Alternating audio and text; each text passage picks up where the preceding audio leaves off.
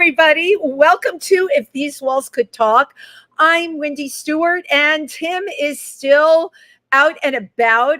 He will be back with us, rest assured. I'm thinking he's coming right before Halloween, which would be very appropriate. Maybe he'll even come in on a broomstick. But I miss him dearly and wish him well with whatever he's doing. And I wish all of you well. I'm thrilled to have all of you here with me today. Here we are. The week before Halloween. It's like right around the corner. I don't know if anyone has thought about their costume yet. If you can imagine, I probably have in my costume closet 50 costumes. And the truth is, I don't know what I'm going to be. I never know till like the 11th hour. It's such pressure to have Halloween. So I am live here at Pangea and up and coming here on the 24th of October. We have a show called Stuff and Nonsense, October 24th at 7 p.m. with the amazing, hysterical Stephen Hayes. He has actually been on the show with me, and he does, I love the name of the show he's well known for on YouTube, Tired Old Queen at the Movies. Very, very funny comedian, actor, writer. So try and get down here and see him. And of course, David Mills has had his residency here in the fall. Love David Mills to death, and great perspective on everything that's frustrating us in New York and the world right now. He will be here Saturday, October 26th at 9:30, and that is a Tweeds production. So for me, I just came off of a 3-day film festival, the Black Bear Film Festival. Absolutely incredible, showing independent films for 3 days. A lot of named people are now doing independent films because it gives them a real chance to get their creative message out there and not have commercial clients really breathing down their neck.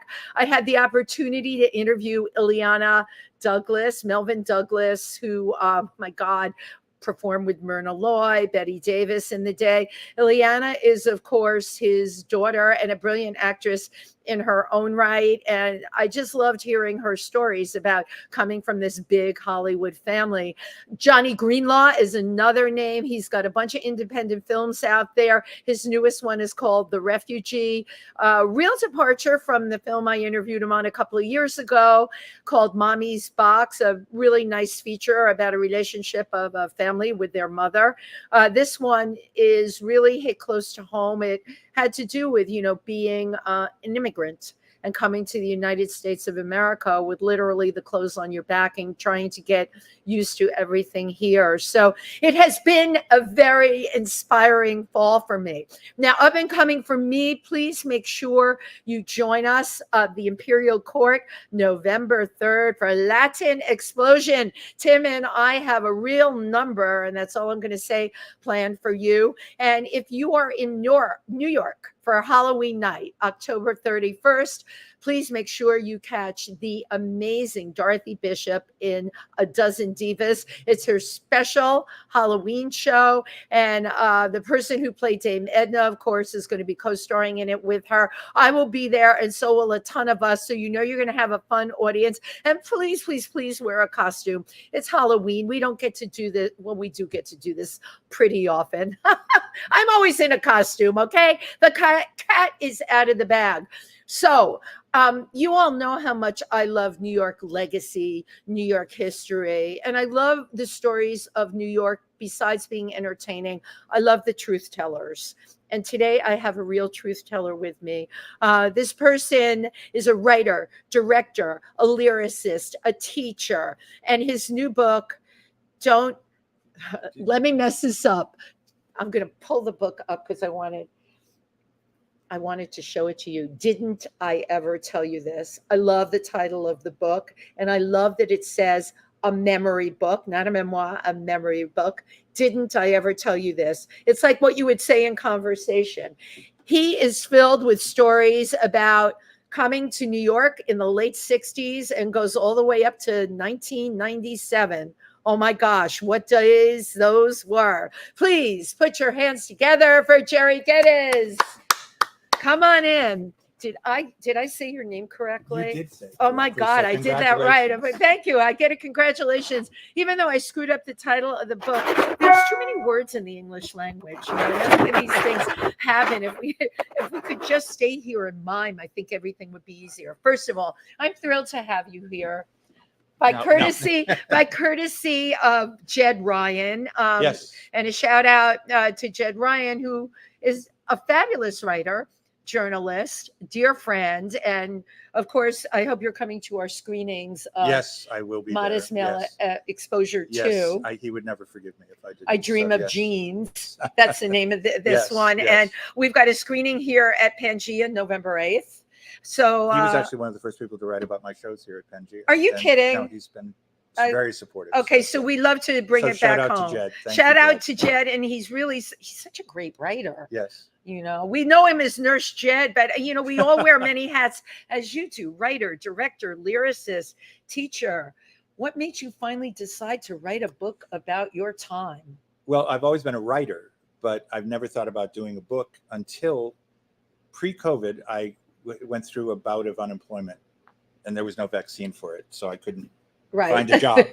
Pre-COVID. The first person I ever met in New York was at Columbia University, and he had since graduation gone to Rochester and opened a theater and became a producer and performer.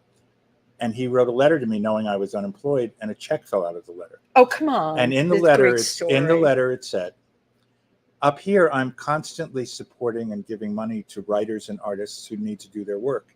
Since you're unemployed, I'm going to send you a check every week. I want you to write the story of what your life has been like since I left New York." Oh my God. I had never thought of it until that moment. Okay, I need to know what year this was. This was 2020, 21. 2020. Well, right, pre-COVID. I've lost track. So it's so it would have been 2019. 19 then, 19. Somebody did this? Yes. And so for 2 months, every week I got a check, and I had a patron. It was like medieval times. No, this is like an angel. This is like wow. And are we allowed to say who it is? John Borick is his name. He passed, unfortunately, but he did get to read the final draft before he did. And the book is dedicated to him, and I've dedicated shows to him as well. Wow. But so that was how I started writing. And then COVID happened. So it was basically the government paying me to write my book, which was nice. So it was one of the good things about COVID. Right. So I literally could sit down and write all day instead of working and coming home at night so and trying to force myself. Right. So COVID worked out for you. It gave you the time frame. I found one good element in the whole terrible thing. But actually, okay, the silence and the isolation that went around COVID is perfect for a writer. Well, you're a writer. You've been a writer your whole life. As you know, it's perfect when you have no distractions. Yes. And funnily enough, I have a friend who is a great writer. His name is Ernesto Mestre. He has been compared to the author of 100 Years of Solitude and other things. He writes in a kind of magical realism. He's a Cuban writer. And I asked him to do a quote from my book. And when I sent him the galley, he called me and I said, "What did you think?" And he said, "Fuck you." And I said, "Excuse me?" And he said, "I bet you don't have a journal, do you? You just write what you remember and just write it. I have to keep a journal to know what I did last Tuesday."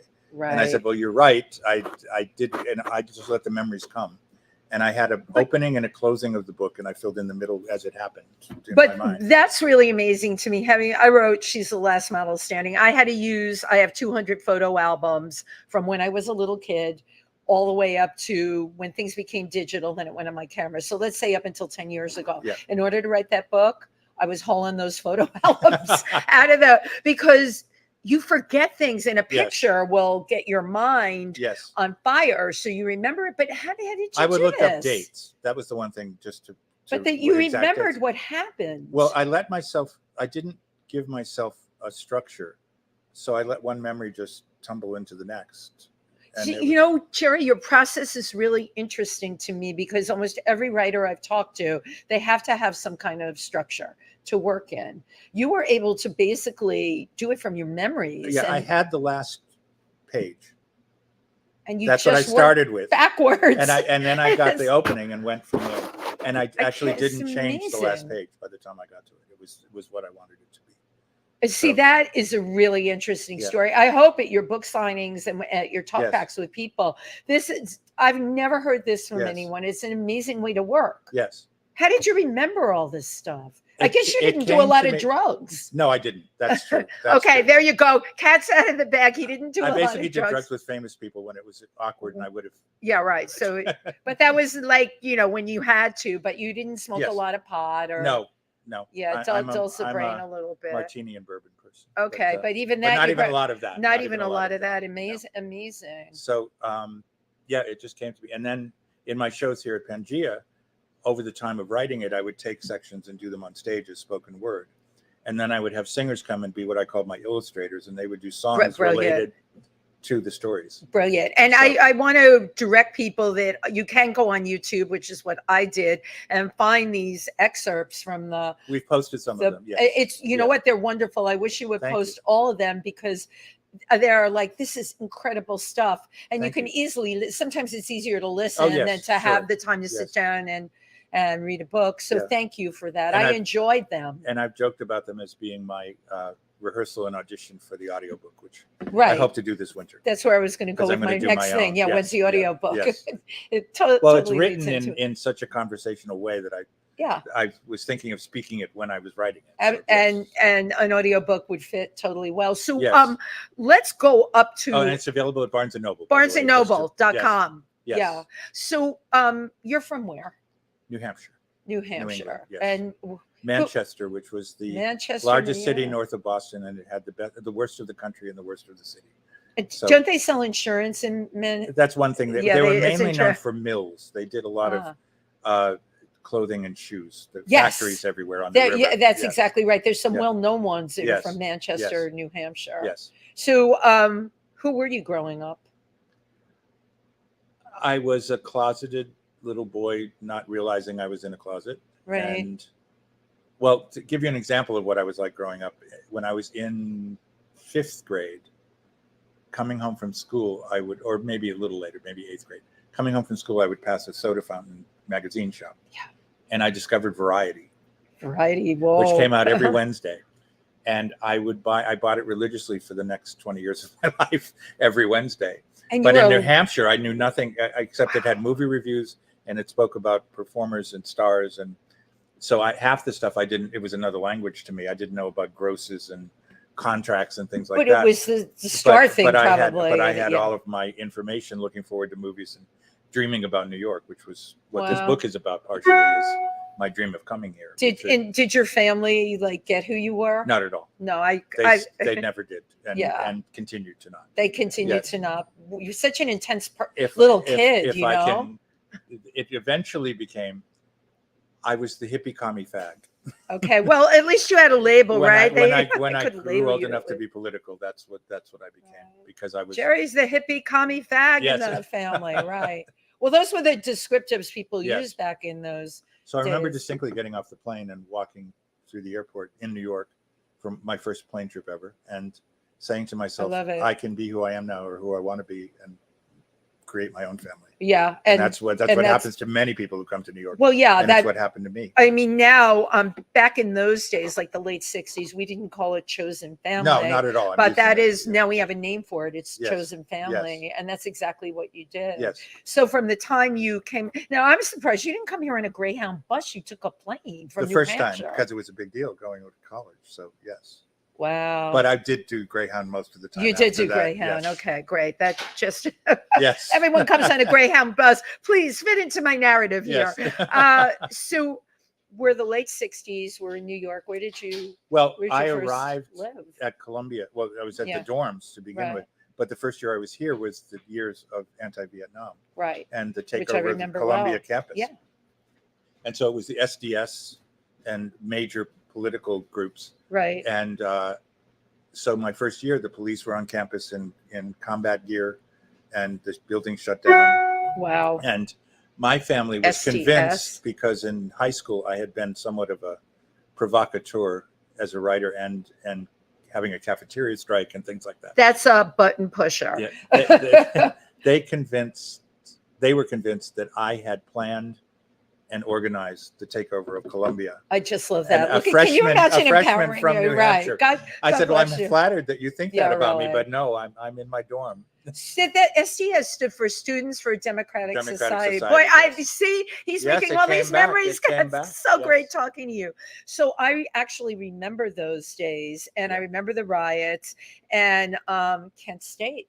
Oh, yes, yes. And I remember mornings of friends who had been arrested the night before, and the police would never tell us where they were. So we went from jail to jail trying to find our friends to bail them out to get them back to Right. campus. It Right. was Wow. nightmarish. Were you outwardly gay at that point? Yes, Yeah. almost from the first time I arrived, I realized No, I'm not going to. I think it's in the water here. I'm not People going to. rock. I'm not going to pretend anymore or do anything. I mean, I was out to a couple of people and before that, but not really. But not really. But once you were here, it Once was I was like, here, yeah. it was yes. It's It's a part a of my new self. My Of real course. self. And I have to also give credit, Columbia you have to be brilliant to go there. And that Well, was thank your, you. but no, I mean, I know a lot of people there. My daughter went to an Ivy, not there, but having gone through this whole process, I always give credit where credit Well- is due, because you got out of New Hampshire because of that school. Well, there's a story in here which I will encapsulate right now. Yes, but- you can please share with us. and- We're and here to you can tell pat me on the stories. back instead of Okay. myself. No, I was Doing it ahead I of was time. accepted with full scholarship to Columbia and Yale, Both of and- them. Wow. and I went to Yale to visit one weekend to see what it would be like to be there. And I realized, even with a scholarship, financially, I would not be able to exist socially there because Right. it was such a what it high level was. of money. Yeah. So I came to New York knowing I was going to come to New York anyway, because some people say they come to New York to go to Columbia. I went to Columbia to come to New York. Wow. That was my plan. Yeah. all Well, along. yeah. It was your ticket. But the first day of orientation at Columbia, the dean got up, and it was full all the years all together in this huge auditorium, and said, "We have a rarity this year. Someone has turned down Yale to come to Columbia." Oh my God, you were Would like you called stand up? out on it, right? Wow. So that was my initial introduction to Columbia. Amazing. But But on you the- knew you were home. on the bad side of that, Columbia's scholarships were set up by their alumni, and most of the alumni were old and of a certain social strata Well, the that were same not- social strata that Yale is. that were not Yeah. happy about the conditions at the school with the riots and the takeovers and all of that. So they withdrew all their money. Wow. So I was called in after my junior year by the dean to say, we don't have money to continue your scholarship because they took all the money away. So you can take out a loan if you want. Oh God. And even then, it was a ridiculous amount of money. Right. And I was not happy with what I was doing because I had listened to too many people who told me theater and show business was not something to pursue. That was for other people. I It's that came out of little the voice same. on your shoulder saying other people are starting. I came out of the same time, Yeah. and you needed something, quote unquote, to fall back on. Exactly. So I picked that's- we urban all- studies, that great financial thing. Right. And I was interested in it, but I realized it was way too political for me to Right. want to spend my life in an office, Oh yeah. frustrated, Yeah. banging No. my head against the wall. Yeah. So I had a friend who knew somebody at the Public Theater.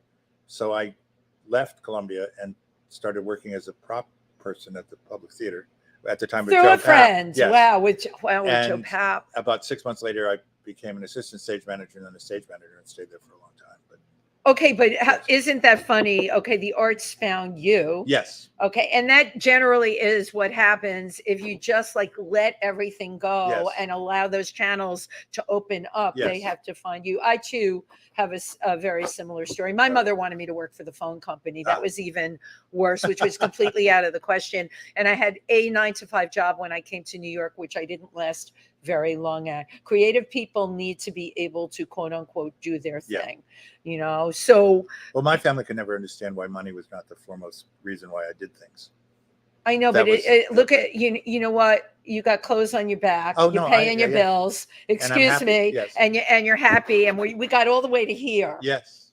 But there was a lot of stuff in between. Okay, Oh, so yes. take us back to you're at Columbia. We know what was going on in the Vietnam War. Where did you Yes. start hanging in those days?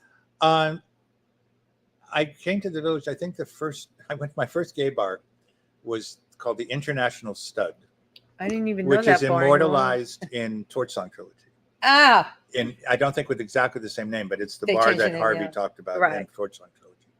And I was never a big bar person until I discovered piano bars. And then the music brought me in as much as anything else. But back in those days, it was still, this was pre-Stonewall. I was actually, because I was down at Stonewall the day after Stonewall. Right. Because we heard about it that night and went out the next day. And Bette Midler actually came and performed that next day. So that was incredible. And you were there when Bette Midler performed. Wow. Yeah. And so I was still in a dorm situation and sharing apartments, and none of my immediate roommates or dorm mates were gay, but they were accepting, certainly. Yeah. And fascinated and a little scared, which is it's nice to be on the other side of that. Like, to scare people and fascinate them at the same time is an interest. I think you've had that happen a lot in your life. Yes. But all right, I'll tell this. I wasn't going to tell this, but I'll yes, you can tell me. You can tell me the story. Part of the thing that used to happen was in movie theaters, it was cruising, which you would meet men in bars, but also in movie theaters. I remember that. Yeah. So I met somebody and went home with them, and we just exchanged first names. His name was Chip, and I said, "I'm Gerry." And the morning came, and I woke up, and he was in the kitchen making breakfast. So I looked at his bookshelf, and there were lots of science fiction books, and I like science fiction. Oh my God, I like Chip horror. Already. Science fiction, and he was making breakfast. Yes, and he made breakfast for me. It just wasn't about sex. In the nude. But okay, there you go. No, he was appropriately dressed. Undressed. So I'm looking through, and since I had read a lot, he had a big section of a great writer named Samuel Delany. And so I looked up and I looked in the kitchen and I said, "Oh, I see that you like Samuel Delany. I really read a lot of his books and I like him very much." And with a frying pan in his hand, he said, "Oh, I'm glad you do, because that's me."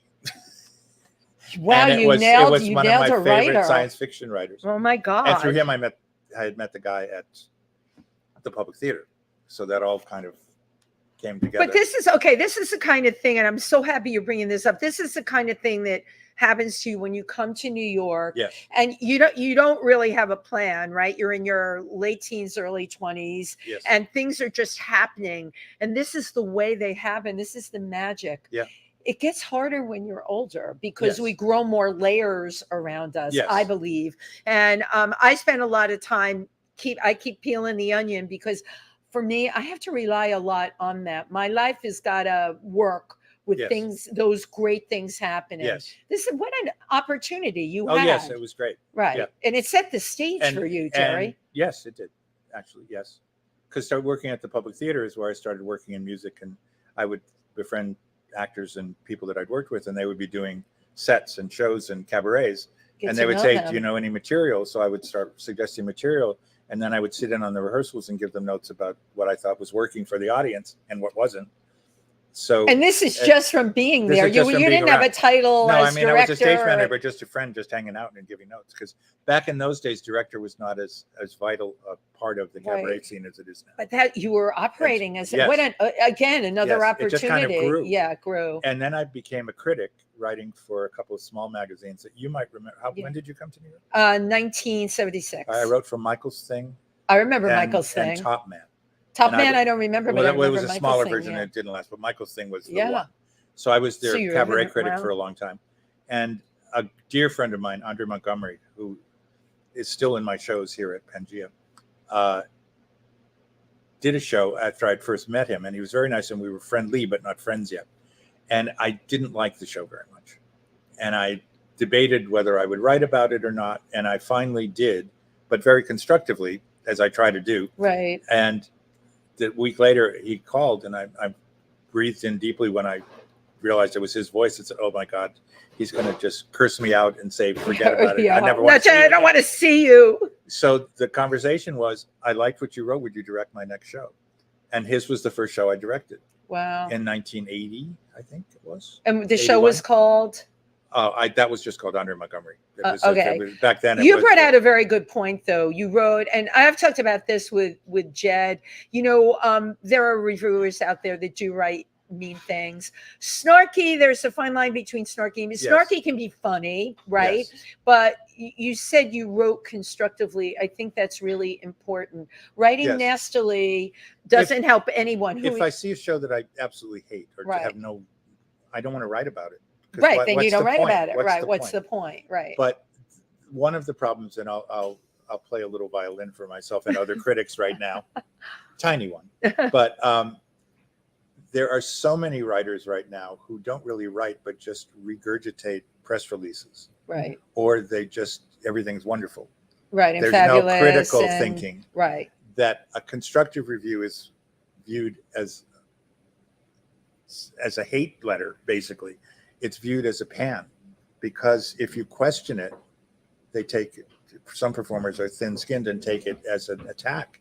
Whereas it's actually, I want your show to be better and I want you to be better presented. If you do this, you might be able to achieve that. But then we're getting into reviews in general. You Yes. just said they're sugar coated. Yes. So if you So write you write the one that's not sugar coated, you're going to look bad. And Yeah, I'm going to throw exactly. into this something new that I just started playing with online. The AI thing, I write all my own posts. I try and make them a little funny because I gear everything towards my own brand and I want people to read them. Yes. But they just put on Facebook the AI feature, Yes. and you can choose if you want it funny or Yes. if you want it romantic. So I tried like 3 of them, and it was a little frightening because it made me think. We're talking about writing reviews. Yes. Everybody's going to be doing that now. Yeah, I wouldn't do that. I know reviews, you. I know you yes. wouldn't. But let's But talk. it will be. It right. will be. Yes. And once again, more people will be hanging out a shingle. Yeah. There's already too many people hanging out a shingle Yes. everywhere. Yes. So now we have just another thing that's crept in with the AI. Incidentally, I didn't like what they wrote for me. There were a couple of words that they used that I did like. I rewrote my thing, but I don't know. I feel kind of creepy and weird about it. Do you still love me? Gerry, do you still love me? So we're like the people saying kids these days. Kids these days, right? So you've taken us up until like the 70s now. Yes. We and remember actually from that writing, from the writing in Yeah. the magazines, I befriended, when I first left Columbia, a wonderful artist named Robert W. Richards. I don't know if you knew. I don't. And I'm a person when I don't know who someone is. He I actually always did ask. his memoirs on stage here late in his life. But he was my Uncle Maine. And he showed me to New your York auntie. and introduced me to, among many other people, Sarah Vaughan, who I became friends with. And so I'm forever grateful because she was my favorite singer before I met her. And then we hung out together and did things. How fabulous. But Robert wrote for a magazine called Torso, which was one of the gay Playboy magazines. Gay with a name like Torso? I'm so shocked. Right here. This is Robert's illustration and the magazine. I love it. Anyway, so he asked me to join him when they asked him to do a kind of, when people used to say with Playboy, I read it for the articles. They used to, because they're intelligently written. They asked him to write the articles. Interesting. And then have all the nudity and the dirty stories later in the magazine. Wow. And so he asked me to write, and he did the illustrations. So we did it for almost 10 years. Wait, you were writing for Playboy? Well, for Torso. For Torso, but it was like, but it was a gay Playboy. It was an international magazine, yes. And so we covered music and fashion and food and all of it. We did a great profile of Carmen McRae, the jazz singer, once, and he drew this beautiful illustration, and I wrote about her new album. He knew her, so he sent her a copy of the magazine, and you told me there was no word restriction here. No so word I'm going to say restriction. what the note said. Yeah. The note with the magazine said, "Hi, Carmen, this is what you look like in a fuck book." I love the quote. And so she wrote back, "I always wondered what it would be like." Right. Well, obviously she was flattered. She was flattered. And it was such a flattering piece. And again, there was a great article to go with it. Yes. So that's important. Yes. And I'm still reviewing now for bistroawards.com. I know that you do bistroawards.com. Yeah, I'm their senior critic, and I direct their award ceremony. I knew about that, right? No, right. I don't write for Torso anymore. Torso doesn't exist anymore. No, I went by the wayside. Yes. So you rolled into the 70s and were obviously part of that scene. Yes. Where did you hang out? What clubs were you at in the day? Well, my home away from home for a long time was Brandy's Piano Bar. Of course. Because I lived on 89th. Excuse me, that's in my neck of the woods. Oh, I lived on 89th and 2nd for 35 years. Wow. So that was my living room. It's a great place. Yeah, I wandered home at dawn from there many mornings. From Brandy's. Yes. It's really funny. A lot of people don't know Brandy's. Yes. I knew it because it's still there. It's still there. It's still going strong. It's owned by one of my best friends named Jim Lazar, who's a wonderful singer as well, but he's now the owner. You're making me. I need to get over there. I haven't We been. should go one night. We should go one night. Do you know Maria Connor? Of course. Okay, love Maria Connor, and we're going to be talking, by the way, later about the Cockettes. Maria Connor is also connected to the Cockettes, so Maria plays up there. Okay. And yeah, we should definitely. She's fabulous. Yeah, and the staff is great. I've directed a lot of people who work. Yeah, I would totally go. Oh, a date. So you were hanging out at Brandy's, and then in the Village, I would hang out mostly at the clubs where I was directing, because I was directing a lot. I actually stopped writing at one point, reviewing, because it seemed like a conflict of interest, because I'd have 3 or 4 shows running in the city and then reviewing other people. I know. So I would never let it do it, but people would look at it as, oh, if he doesn't like that, it's because it's competition for the show. No, I know. You could see that. So you had to kind of let that go. Yeah. So when I went back to Bistro, the first thing I said was, I'm still going to direct. And they said, fine, you just won't, you'll excuse yourself. Right. Which is the lesson that recuse yourself. I wish that some Supreme Court justices would follow that practice. I agree. But unfortunately. So I stopped and was just directing and writing and doing lyrics and things like that. And okay, we fast forwarded. Yes. You graduated from Columbia. Oh, I didn't graduate. I left and started working at the Public Theater. That was got my education at the Public Theater. Basically. Well, okay, and I'm good. I'm glad I brought you back to this point because it is a case in point. I mean, you're a professional in this industry, and you didn't finish at Columbia. Well, when I started teaching at the new school, I thought perhaps there might be. My friend Helen Baldessari, who's a wonderful cabaret singer, had to leave her post as teacher there, and she said, I was her director for many, many years, and she said, you're the only person I would think of that could take over this class. Would you do it? And I said, sure, if they'll let me. I don't have a degree or anything. Have a degree. And so they used a phrase I didn't know, life experience degree. Because I had directed so much and worked in theater, that they just hired me for that. And don't they have in a lot of these schools visiting professors and things like that? Yeah, it's the same thing. Yes, so it's like that. The new school, I do know, is open to that. Yes. And really, what could be better for their students than somebody that's been in school? And I know people that like that their entire life is a way different thing than someone that's been out there experiencing all of this. What a great way to teach the students. So, and ironically enough, you teach workshops. Yes. You've gone on to do that. Yeah, and the teaching has brought me to London, and I've taught there a number of times. You've been able to do that as well. I love doing that as well. So you have met your share of people. I want to play the clip next called Mighty Real. Yes. Mighty Real. I'm not going to tell you who it is. All right. You'll have to guess. Of course, you make me feel mighty real. So yes, let's see that clip.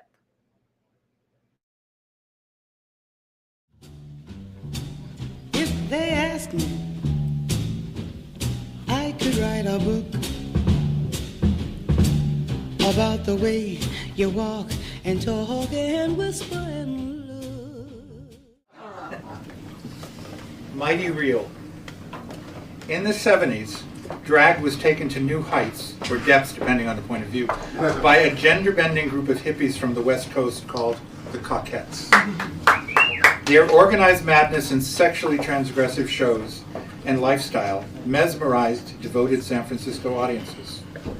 Major publications covered them, hoping that these crazy fairies would titillate their readers. This was not your father's or even your bachelor uncle's drag. This was flower-powered, anti-establishment, gay-powered drag, designed to skewer morality and tradition. Of course, I was dying to see them. Nearly 50 drag queens boarded a plane and flew across the country to premiere a new show here. The producers arranged for a cheap hotel. It was a rundown, seedy flophouse that some might say had character, but what it did have was characters.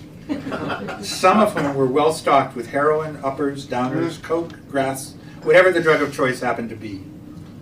When they arrived at the theater, I was there to greet them. How I got there escapes me. It was that time. It might have been through a friend at the Public Theater or maybe a bar, but it could have been anyone, anywhere. Such was life in New York in those days. Oh, you're free tomorrow? Come with me to meet the Cockettes, this outrageous drag show from San Francisco, and help them unpack. It'll be a blast, and we'll get free tickets. What was your name again? At the theater, there was a dizzying round of introductions. Some of the guys were startlingly cute. Some were stunning, and others the epitome of masculine good looks, except for the errant camisole or nylons. Their opening act, a singer named Sylvester, was a bit over to the side, checking out the layout, the lights, and talking with what I presume to be his band and backup singers.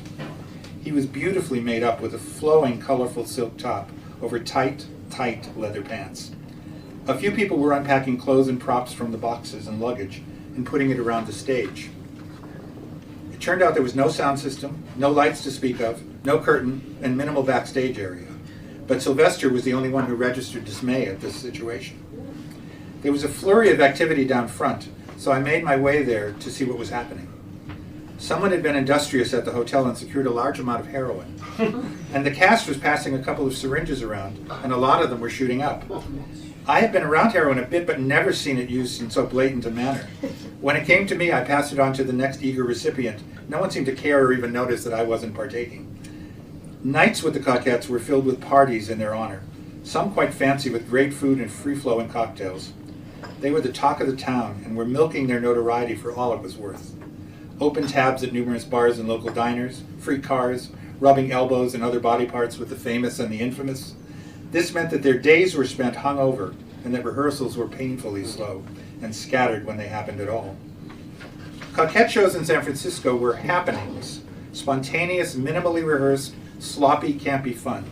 While this was a hit there, it was not at all clear to me that the same would happen in New York City. I went to a couple of the parties, but the drugs and the toxic mix of the scene and the wannabe scene was not my scene. I did go to the theater every day, however, if only to watch and listen to Sylvester rehearse.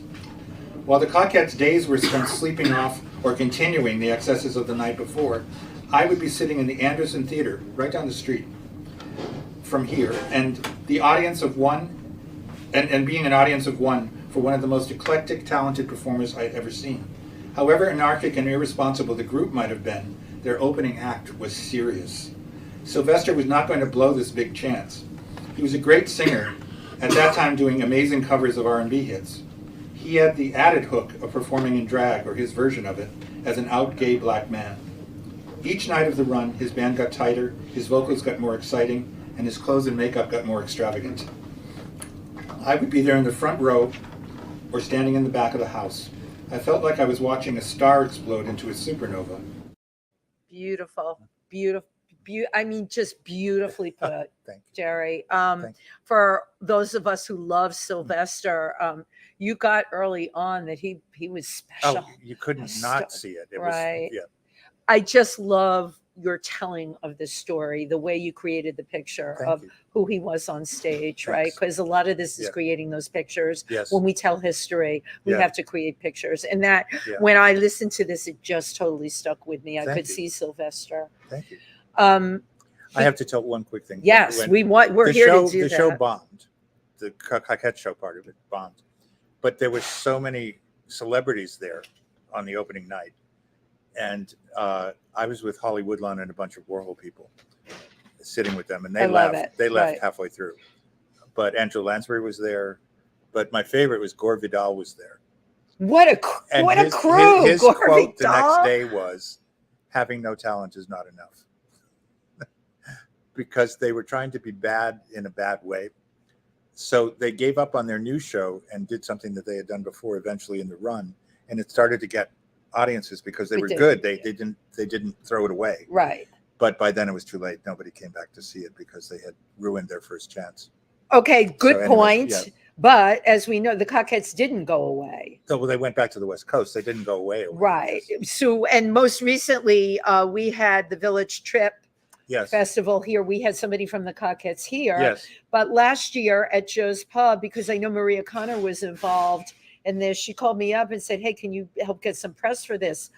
The Cockettes were here at Joe's Pub. Yes, they're still available. How many are left of the Cockettes? Well, the sad thing was that story ends with there was a photo shoot done of an anniversary of the Cockettes, and they had a chair with everyone's name on it who had been the original Cockettes, and 3/4 of them were empty because they Yeah. had been lost to AIDS. Right. They split right after that trip to New York because of money, as with most show business stories, into two different groups, because one group wanted it to remain a free for the people Right. theater group, and the other wanted to monetize it and make Yeah. money.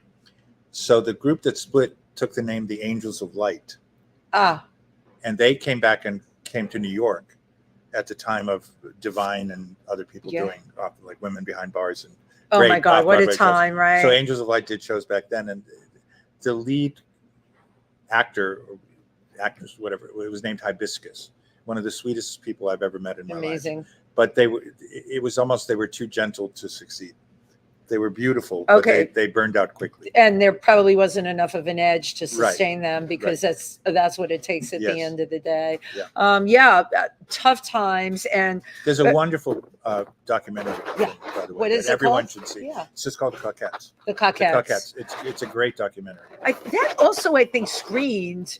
I want to say within the last year it had screened somewhere, because someone said to me, "You need to go see it." Yeah. And It's I don't know is it where it's available streamable, but it's online? available, and there's a DVD Yeah. and it's online. we could get it. Yeah, But it's definitely worth seeing. Absolutely. I would Yeah. totally love to see that. Do you Yeah. think that, from your knowledge of this, that the Coquettes will, quote unquote, make a comeback with new players, like No. so many of the groups have? Because you can't really go back again, can Well, you? you can't go back, but Yeah. also drag has metamorphosized into a whole other thing. a world of its own now. Yeah, it has. So the simplicity and craziness that they brought is now every day to everybody. It's on Right. television, it's on videos, it's everywhere.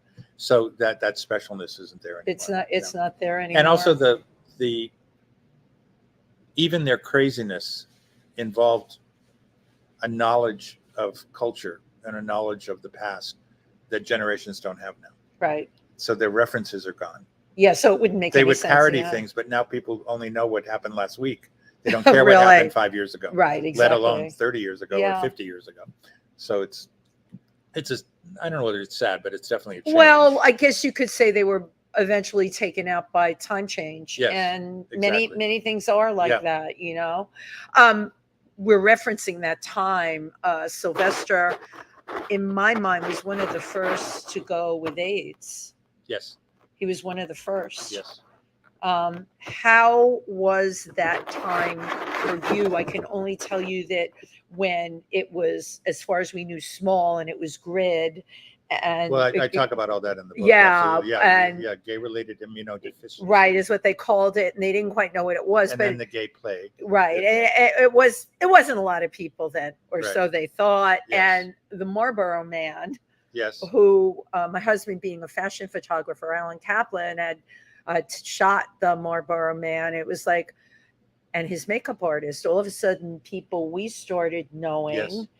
And then for some reason it just mushroomed. Yes. Because that virus was in everybody Yes. already. That's what ended up Yeah. happening. Well, we lost so many people and so many potential artists and creators. This during is that going to time. sound so snobby of me, but I've said this. Some of the greatest, most creative, the most brilliant went out in that first wave. I read an interesting piece by Fran Lebowitz recently. Oh yeah, And she pointed out something I never realized, but the minute she said it, I said, of course, that's true. We not only lost that, we lost a major portion of an audience right.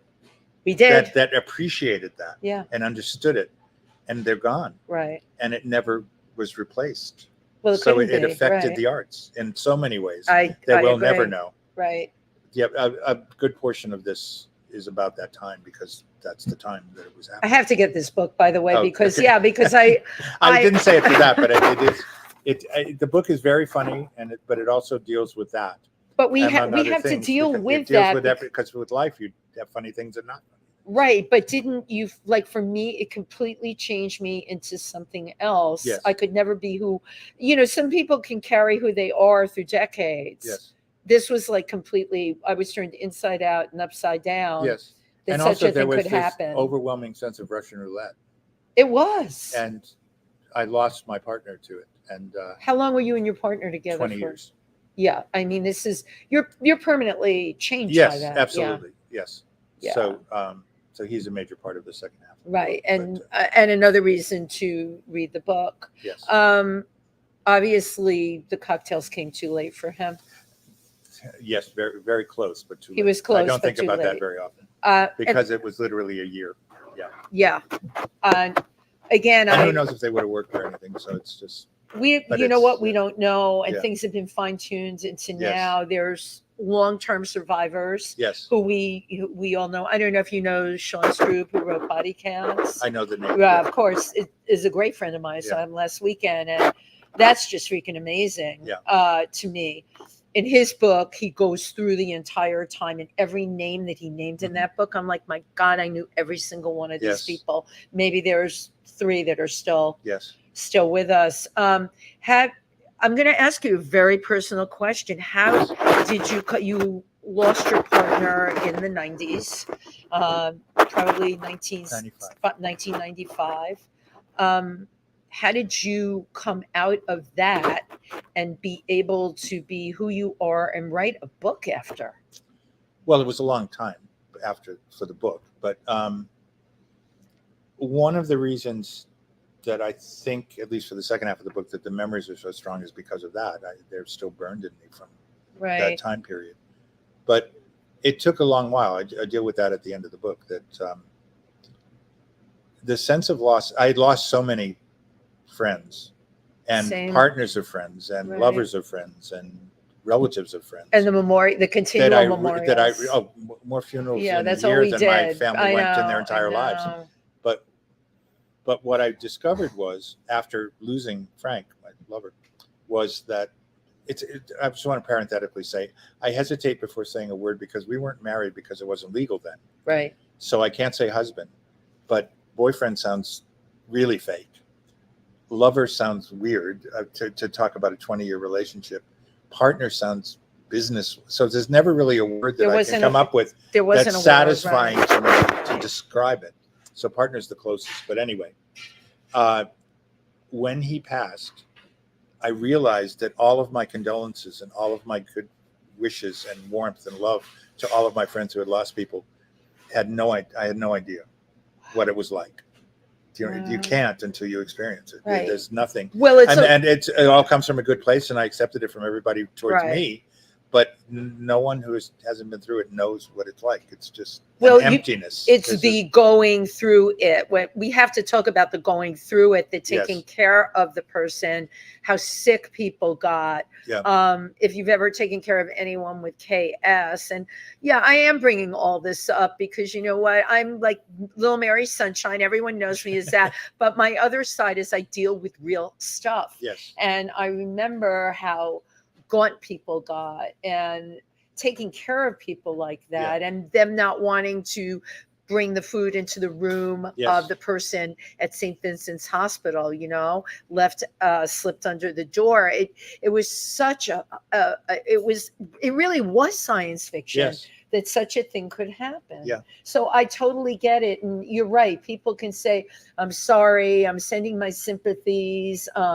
I feel for you. Or they can even say, I lost blah, blah, blah. But you know what? Your grief is your grief. Yes.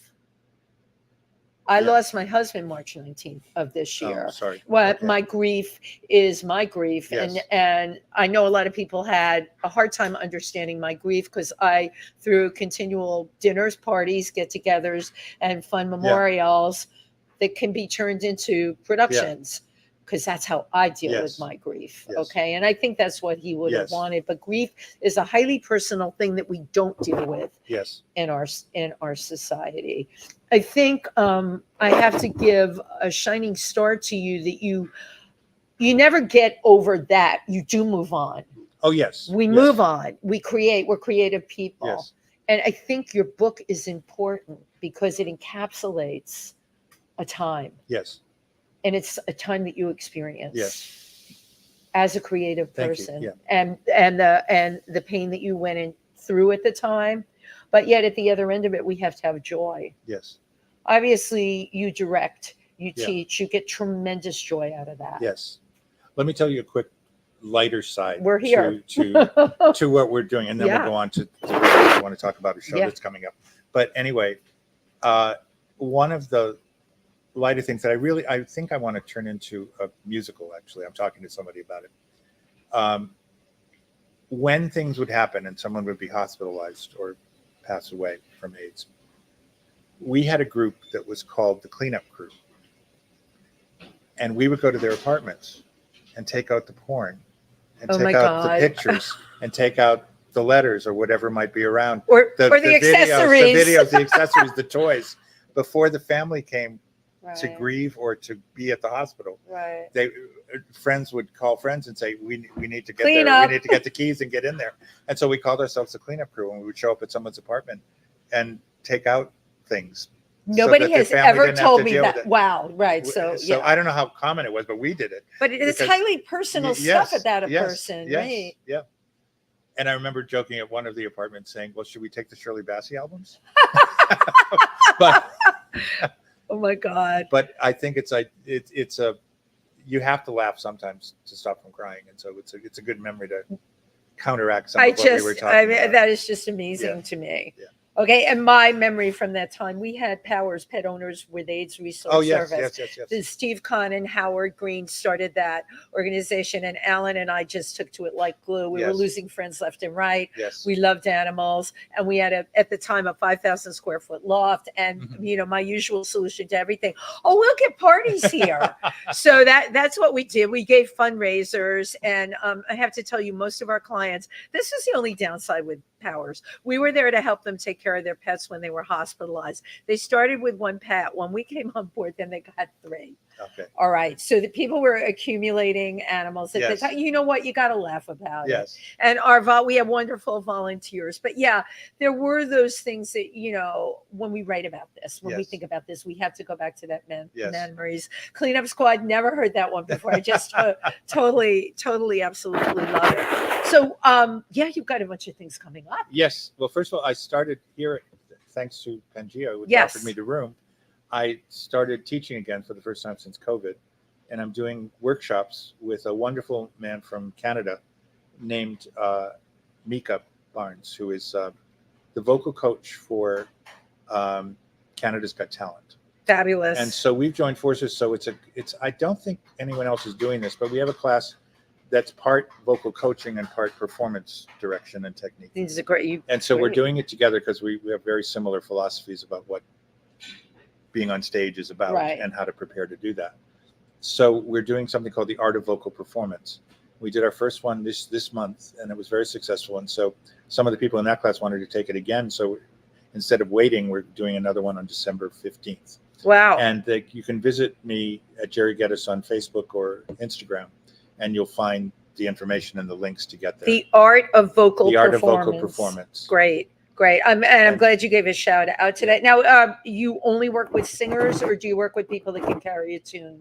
That are performers? Both. I mean, I've worked with a lot of actors who want to be able to sing better and feel as comfortable singing as they do acting. And I've worked with a number of opera singers who want to throw off the opera and be able to sing pop or standards without sounding like an opera singer singing standards. Dorothy Bishop. Yes. Does in Divas. Yes. She blows me away because she started out as opera. Yeah. And now her Divas, she does pop for all her. Yeah. That's a real skill to be able to do that. Yes. And you can teach that. That's great. Yeah, well, I can. Yes, I do work at it. Yes. Wow.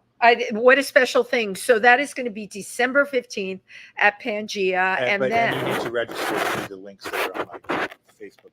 Okay, they can do it on Facebook though, right? Yeah. Okay. Yeah. That's great. No website. They can just search me or search the Art of Vocal Performance. Yeah, well, you're a Google. I know. Yes. You're just a Google. And then we have December 14th. There's a Canadian website, Singers Playground, which is my partner's website. It's called Singers Playground. And that has all of the information as well. Okay. Yeah. But if we know you, we can. Yeah. Sure, you can everybody knows you. You were on the show today. Yes. December 14th. And then the day before. Yeah. Part of what I do, I'm in residence here, and it doesn't happen every month as much as it should, but it's a monthly show that began life as Fabulous First Fridays. And so the first Friday of every month, we would do what I consider a variety show from the 60s on TV.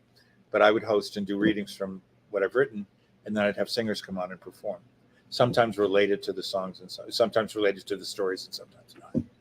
But the first one we did was Pangea Pride 5 years ago. So it's our 5th anniversary. And they asked me to continue.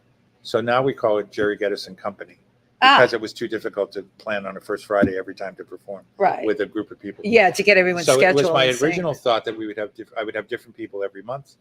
but everyone who has come to do it joins. So we're a found family cabaret show. I love it. So it's Chosen always, family. yes, It's a exactly, chosen family Yes, cabaret. yes. And so we're all very close, and we all perform together, and people come and go depending on circumstance. And how But, often is it?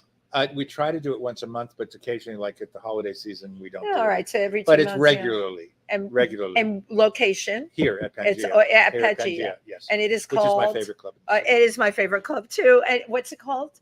It's called Gerry Gedes and Company. Okay, Gerry Gedes. We probably and won't do Company. another till January because we're busy doing this show in December, Right. which is based on 2 shows that I did here earlier, and it was called Someone Else's Hat and a Sondheim Wish List. I love that. And it's based on an interview that Sondheim did where he mentioned 50 songs that he wished he had written. So I took those songs and picked ones appropriate and did 2 separate shows, entirely different songs. Amazing.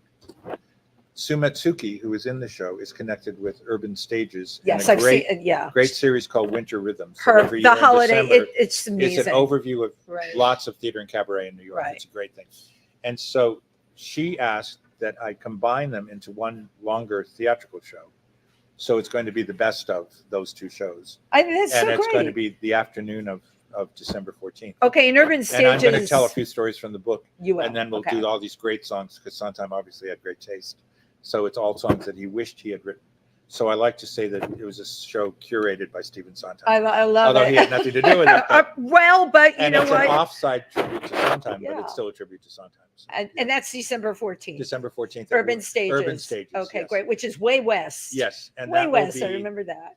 that'll be up on their website shortly, if not already. On Urban Stages Yes, website. yes. Great. My God, we have all these things up and Yes. coming. You are just a treasure trove here today, Gerry. I am so happy. I think the night I met Gerry here we were sitting right here. I was where Yes. he was sitting and he was Yes. over here.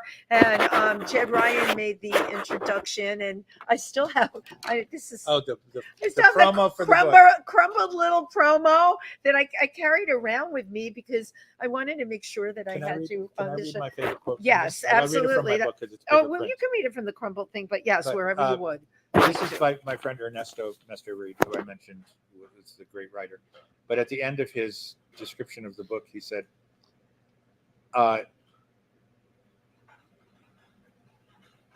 Got to find it. I've got to find it. Sorry to have empty space.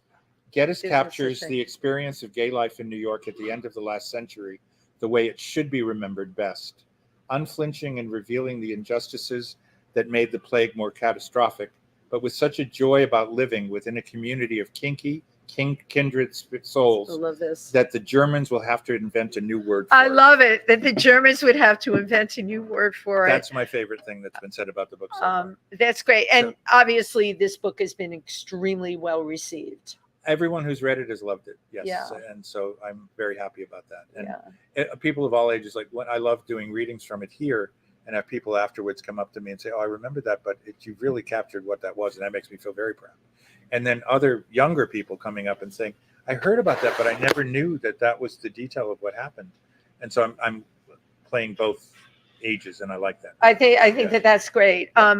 Selfish on my side. When are you doing more readings from the book? I love what I saw on YouTube. I'm investigating really places right now. I opened with the miracle of how this book came to be written. Do you have time for 2 quick stories? I'm Okay. here for you, Well- baby. Well, the illustration, Yeah, I'll get it in the camera. the illustration is from a trip I took to Amsterdam that's told in the book from a photograph.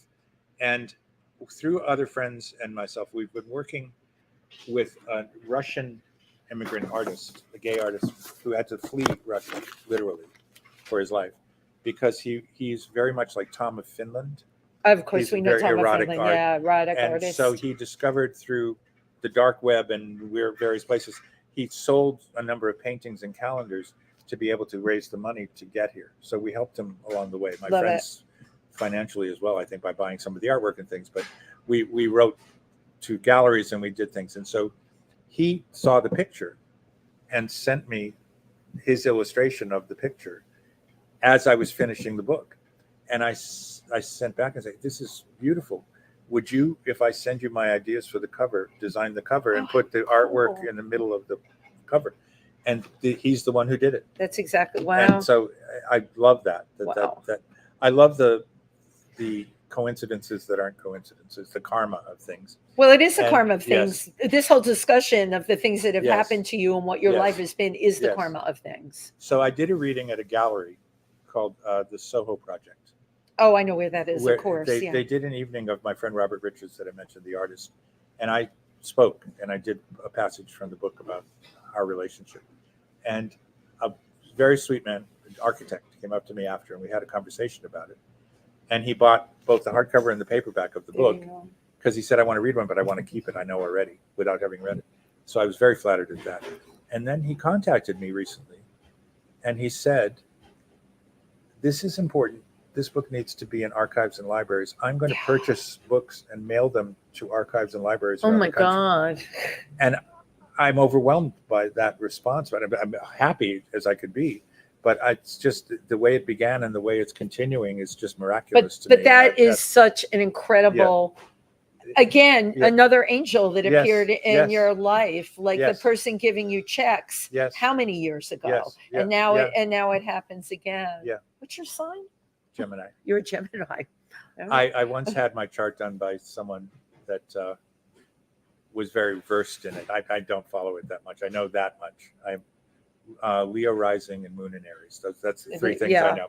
But when she did it, she said to me after, almost every other house is in Gemini. I've never seen that. And I don't know what to tell you. And so that was the end of my I have reading. never, wow, That was the end of my that's just like, you know, So- that can go either way, Yes, you know, yes. your sign, you're right, the houses you're in.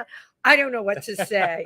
How does a person get out of bed the next day when they know Yeah. that? Jerry, I mean, you have just been a wealth, a treasure trove. I'm really Thank you. so glad Thank that you. you This has could. been a lot of fun. It's been a lot of fun for me And thank you too. for your enthusiasm and support. I appreciate it. Well, because that is very genuine if you know who I am. Yeah. And I seriously and selfishly would like you to do the readings here at Pangea again. I'm going to when do you- another one shortly, Yeah, I think. and yeah. and you'll keep me in the loop Yes, with I do a that. show based on the book called Selfies and Songs, Oh, you do. where I have right. 3 guys illustrate my songs. They illustrate my stories with songs. I love it. Selfies and songs. And so it's about 7 or 8 stories from the book, and they're full. And then each one is. and then you have each one music has to a go, song in between. and each Yeah. one has a song in between. Do you write the music for it too? No, these are existing songs. They're existing. Generally, So yeah. you use existing songs in it. Yeah, there's a great theater song called "Angels, Punks, and Raging Queens," Okay, I don't which know was about. from a show from back in the day. But that's the song that follows the Sylvester story. that you Wow. saw. But incorporated into the arrangement is Mighty Real.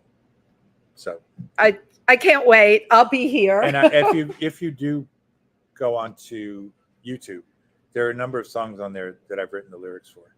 One in particular is called "You Are Here" by a dear friend who's no longer with us, Parker Scott, and a brilliant piano player named Wells Hanley.